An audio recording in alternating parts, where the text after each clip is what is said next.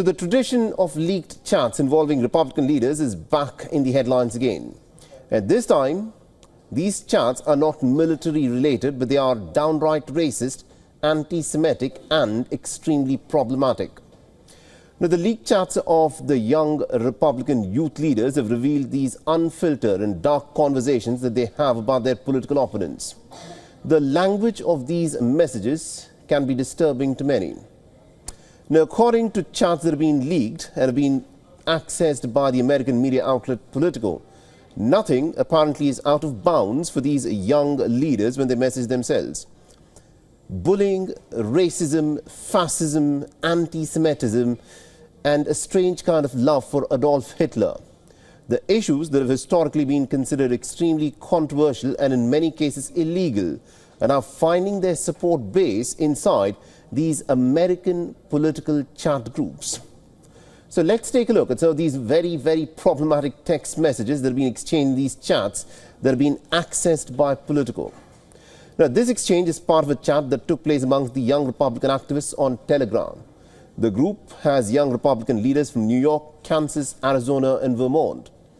Now, the prominent names in these chat groups include the likes of Bobby Walker, Peter Guenter, Joe Maligno, and Ann K. Cathy. All these Republicans are associated with the New York State Young Republicans organization. From I love Hitler to gassing political opponents and using racist slurs, nothing, it appears, is out of bounds. Now, these are only some excerpts of the 28,000 messages of a private chat that Politico has managed to access. In another chat, Peter Guenter has said to his fellow Republicans that he will put his political opponents in gas chambers.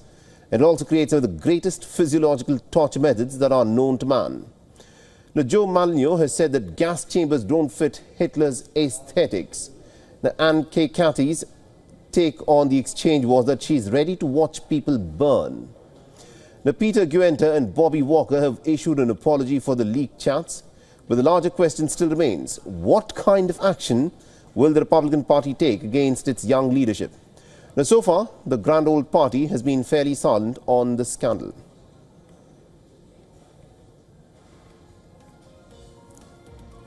So this is not for the first time that a scandal of this nature has affected the Republican Party.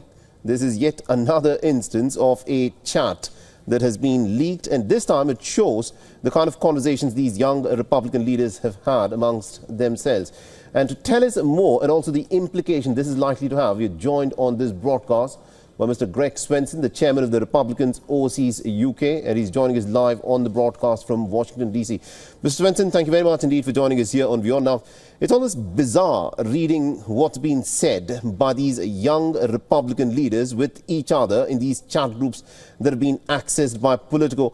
In your assessment, what is the implication of this kind of language that has been used? How is it going to affect the image of the Republican Party?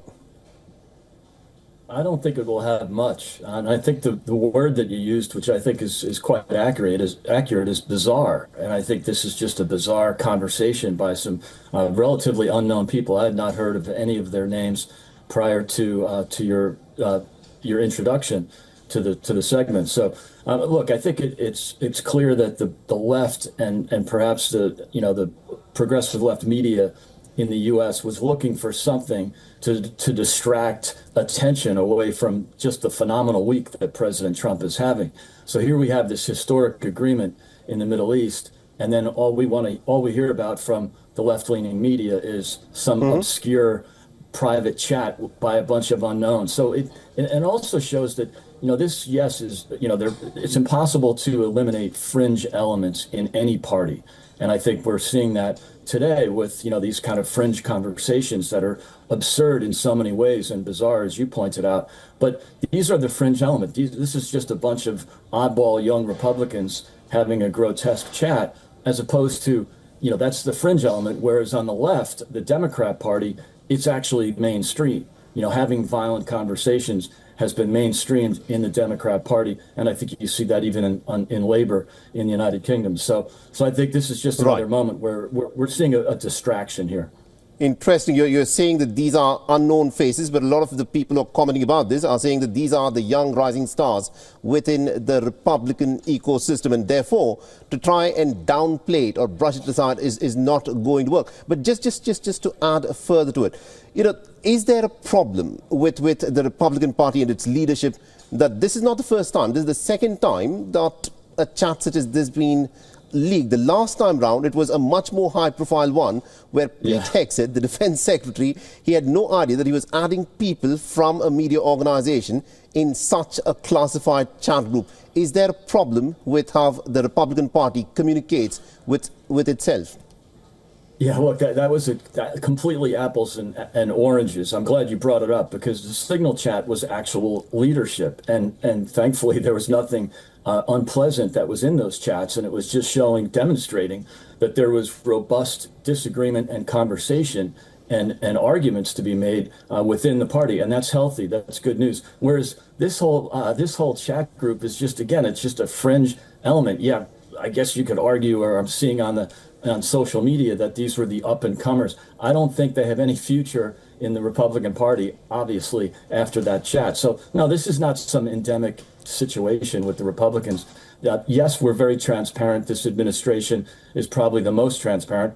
The Signal chat, of course, was not supposed to be transparent, but it turns out that it was refreshing, actually, to see the conversation they were having. The mistake that was made was including the reporter in that by mistake. So, look, I'm not worried about this incident. I would be much more worried in the Democrat Party, where you have Jay Jones, the Attorney General candidate in Virginia, that's saying the same kind of things that we saw in these very unpleasant chats overnight. So, but he is a leader in the party. He is an actual mainstream Democrat leader. We're seeing that in many occasions from different Democrat leaders.